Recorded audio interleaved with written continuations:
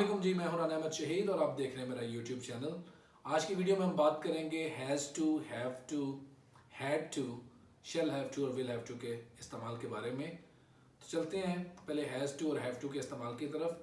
Has to और have to का इस्तेमाल हम प्रेजेंट में ऐसे सेंटेंसेस के बारे में करते हैं जिनमें हम किसी ऐसे एक्शन की बात करते हैं जो हमें मजबूरन करना पड़े, अनविलिंगली करना पड़े, कोई प्रेजेंट कंपल्शन जो होती है उसके बारे में बात करने के लिए हम हैज़ टू और हैव टू का इस्तेमाल करते हैं। For example, he has to stay awake till late at night, उसे रात देर तक जागना पड़ता है। अभी लफ्ज़ पड़ता है, पढ़ती है, पढ़ते हैं, नॉर्मली ये होते हैं अल्फाज उर्दू के सेंटेंसेस के एंड पे, और इनमें जो सेंस अगर आप नोटिस करेंगे तो वो शो कर रहा है कि जैसे कि उसे रात देर तक जागना पड़ता है, मतलब वो जागना चाहता नहीं है लेकिन मजबूरन उसे जागना पड़ता है। तो he has to stay awake till late at night।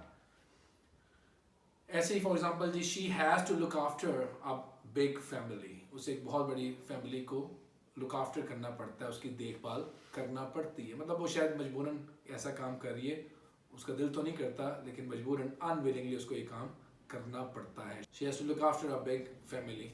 और ऐसे ही हम कहते हैं कि जी we have to pay heavy taxes every year, हर साल हमें हैवी टैक्सेस पे करना पड़ते हैं। Again a present compulsion, nobody wants to pay taxes happily, ये भी मजबूरन ही में करना पड़ता है। Everyone has to abide by the laws of the country, हर एक को मुल्क के जो कवानीन हैं उनकी पाबंदी करना पड़ती है, whether he wills or not, whether he likes it or not, but he has to obey the laws of the country।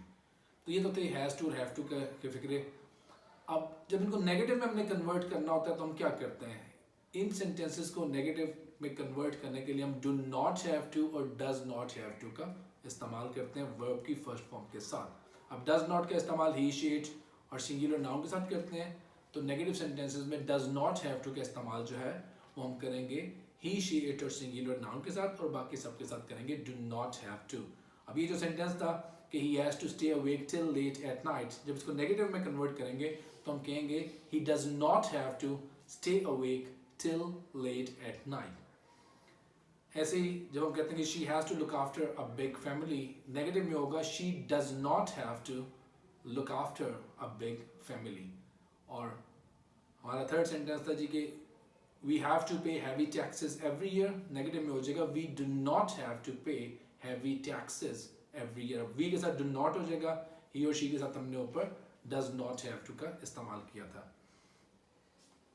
और एवरीवन हैज़ टू पे, everyone has to abide by the laws of the country, इसको जब negative में convert करेंगे, everyone जो है वो singular subject है, तो हम कहेंगे जी everyone does not have to abide by the laws of the country।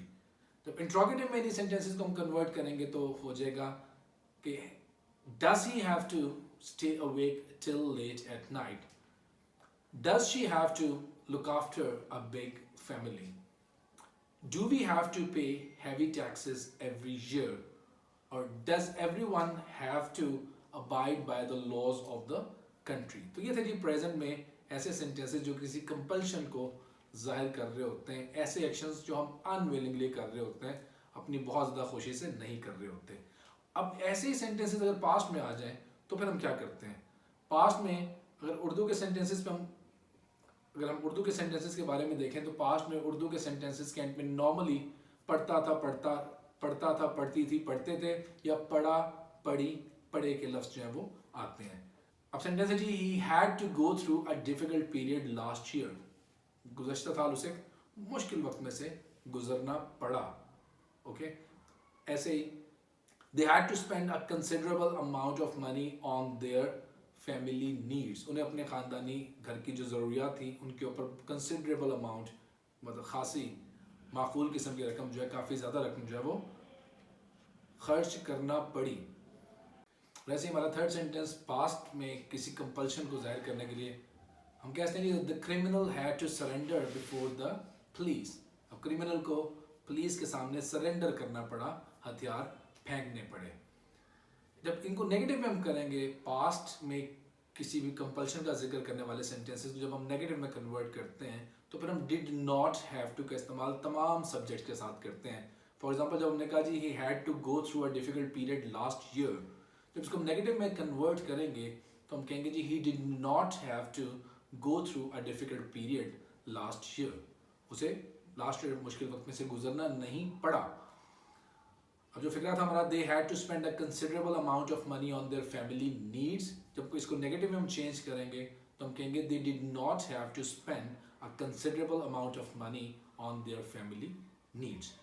और थर्ड सेंटेंस जो हमारा था, the criminal had to surrender before the police, इसको नेगेटिव में करेंगे तो the criminal did not have to surrender before the police. Interrogative में यही सेंटेंसेस हो जाएंगे तो हम did का कोई सेंटेंस के शुरू में ले आएंगे और फर्स्ट सेंटेंस ये होगा did he have to go through a difficult period last year. और सेकेंड सेंटेंस होगा did they have to spend a considerable amount of money on their family needs. और थर्ड सेंटेंस हो जाएगा did he have to surrender before the police.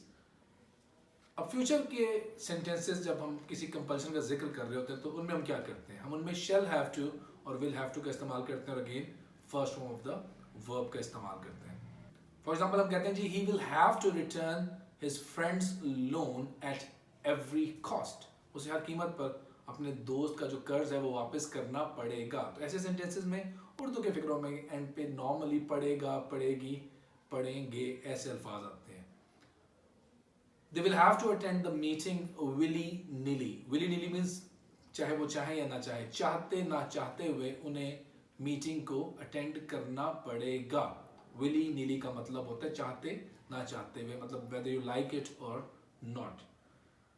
हमारा third sentence ये होता है जी the poor farmer will have to live from hand to mouth this year. इस साल बेचारे गरीब किसान को बड़ी मुश्किल से गुजारा करना पड़ेगा. नेगेटिव में जब इनको चेंज करेंगे तो फर्स्ट सेंटेंस हो जाएगा जी he will not have to return his friend's loan at any cost. उसे किसी भी कीमत पर अपने दोस्त का जो कर्ज है वो वापस नहीं करना पड़ेगा. और they will not have to attend the meeting willy nilly. उन्हें चाहते ना चाहते हुए मीटिंग को अटेंड नहीं करना पड़ेगा. और थर्ड सेंटेंस हो जाएगा the poor farmer will not have to live from hand to mouth this year. तो इस साल जो poor farmer है उसको मुश्किल से गुजर बसर नहीं करनी पड़ेगी. इंट्रोगेटिव में shall और will को हम शुरू में ले आएंगे और फर्स्ट सेंटेंस बन जाएगा will he have to return his friend's money or his friend's loan at any cost.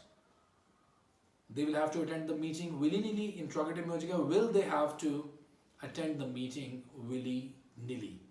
और the poor farmer will have to live from hand to mouth this year. Will the poor farmer have to live from hand to mouth this year. तो ये थे हमारे sentences जिनमें हमने has to, have to, had to, shall have to और will have to का इस्तेमाल देखा. इनकी प्रैक्टिस कीजिएगा और इनको अपनी डेली कम्युनिकेशन स्किल्स में इस्तेमाल करना सीखें. और आगे चल के एक वीडियो में मैं आपको is to, am to, are to, was to और were to का इस्तेमाल वो भी सिखाऊंगा इंशाल्लाह. और इन सेंटेंसेस को has to, have to, had to वाले और shall have to, will have to वाले सेंटेंसेस जो इनको पैसिव वॉइस में कैसे यूज़ करते हैं वो भी आगे हम चल के एक वीडियो में देखेंगे इंशाल्लाह. अब यहीं पे स्टॉप करते हैं. अपना ख्याल रखिएगा. अल्लाह हाफ़िज़.